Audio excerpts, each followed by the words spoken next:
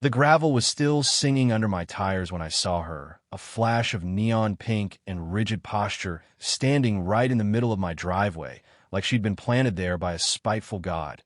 And honestly, the way she held that clipboard to her chest, white-knuckled and aggressive, I knew before I even killed the engine that my peaceful afternoon was about to go up in smoke. You have to understand this place, the High Ridge Ranch. It isn't just dirt and timber to me. It's 150 years of my family's sweat, a place where the floorboards groan with the weight of 4 generations.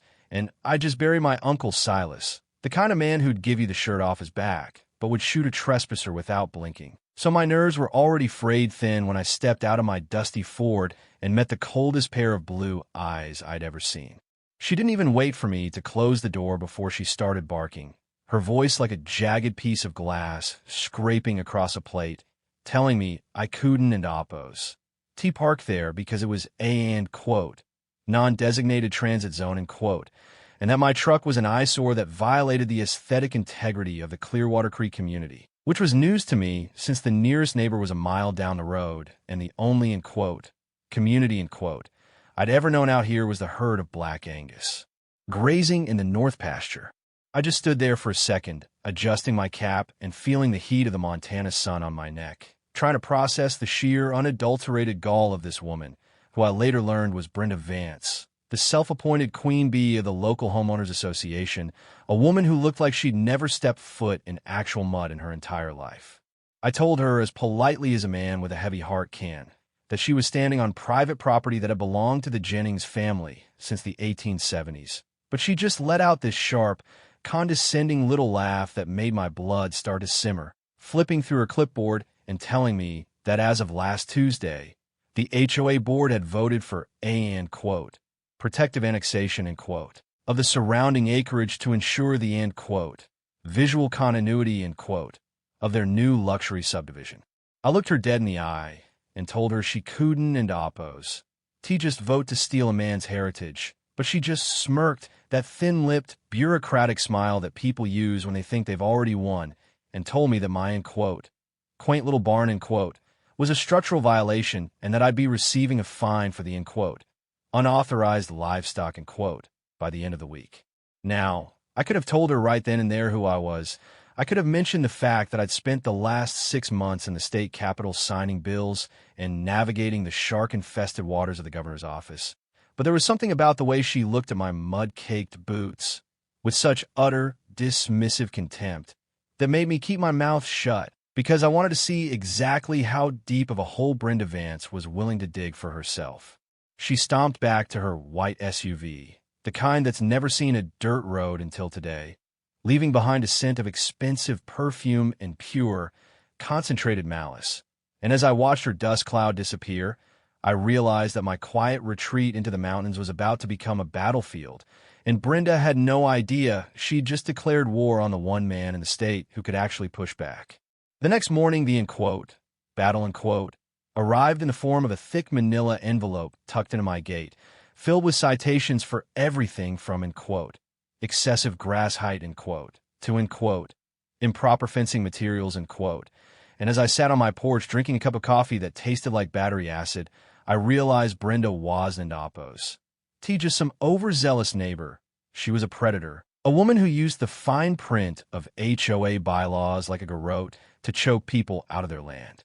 I called up an old friend of mine, Miller, who's been the attorney general long enough to know where all the bodies are buried, and when I told him about the, quote, protective annexation, quote, of High Ridge, the silence on the other end of the line was so long, I thought the call had dropped before he finally started laughing. A deep, gravelly sound that told me Brenda had stepped into a trap of her own making.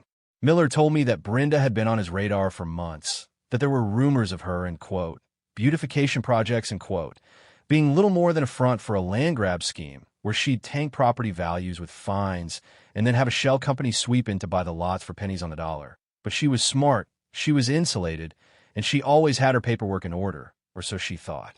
We decided to give her enough rope to hang herself. So, for the next few days, I just watched through the lens of the hidden security trail cams I'd tucked in the treeline, watching Brenda and her, quote, compliance team, quote, 2 guys in matching khakis who looked like they'd failed the police academy entrance exam, stalk around my fence line with drones and measuring tapes like they were preparing for an invasion. It came to a head on Thursday when they actually cut the lock on my back gate, driving their SUV right onto the meadow where Silas used to take me to hunt elk when I was a kid. And when I walked out there to meet them, Brenda was pointing a laser rangefinder at my ancestral home, like she was planning where to drop the wrecking ball.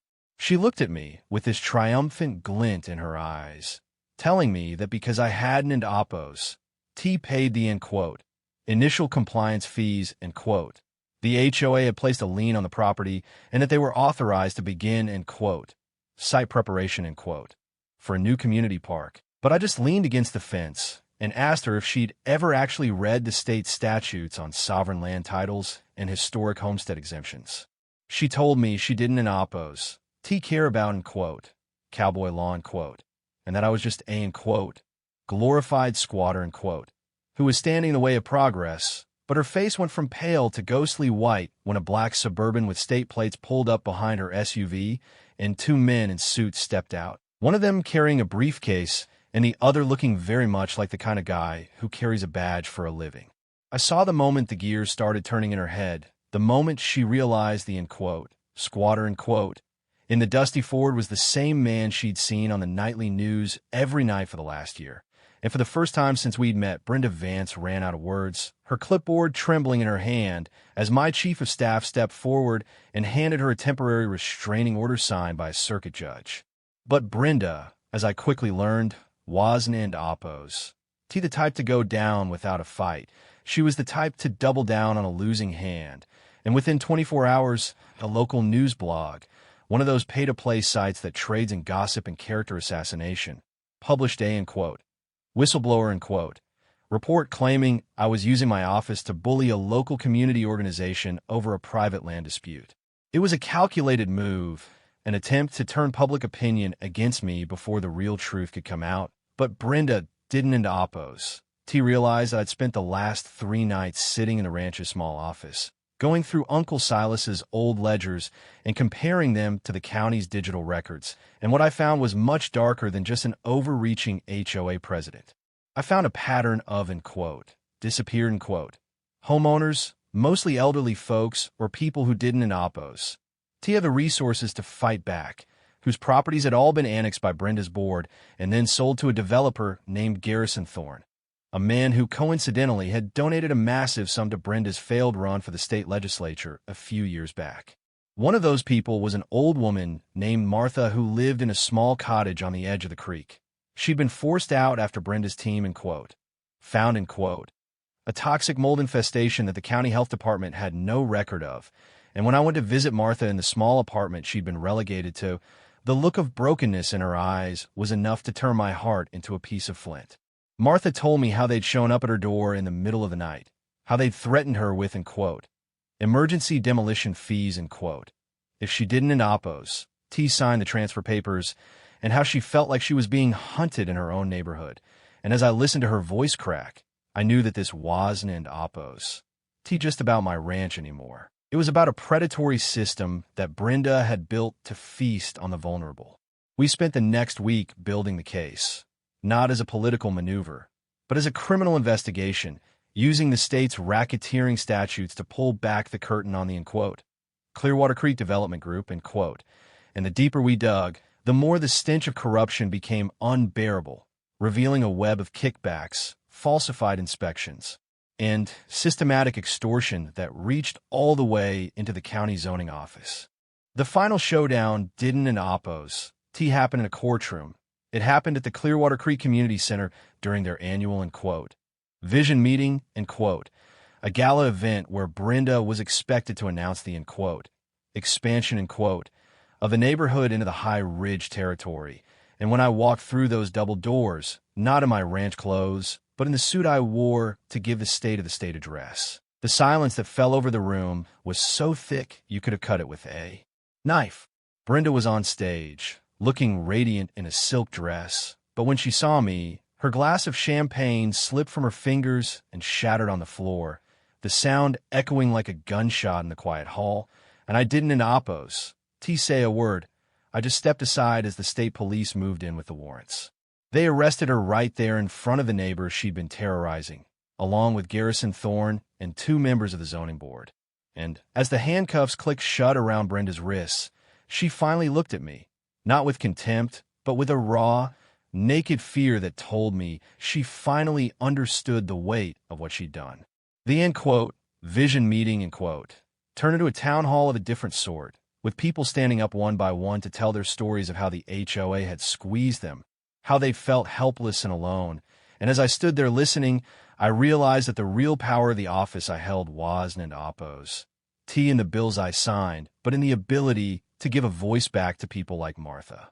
In the months that followed, we passed the end quote, Jennings Act end quote, a piece of legislation that stripped HOAs of their ability to annex land without a 100% vote of all affected property owners and created a state oversight board to investigate complaints of board overreach.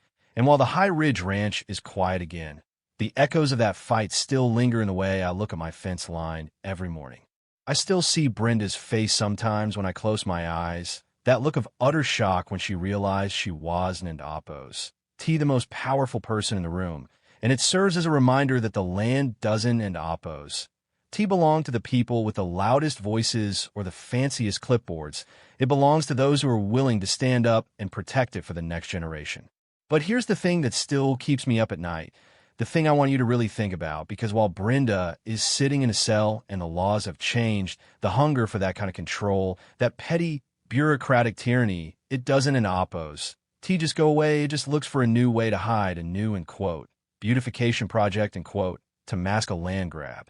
I get letters every day now from people all over the country facing their own Brendas, people who don in Oppo's T happen to be the governor and don in Oppo's T had a friend like Miller to call, and it makes me wonder how many High Ridge ranches are being lost right now because nobody's looking, and how many people are being told their family's history is a, end quote, non-designated transit zone, end quote, by someone with a clipboard and a cold heart.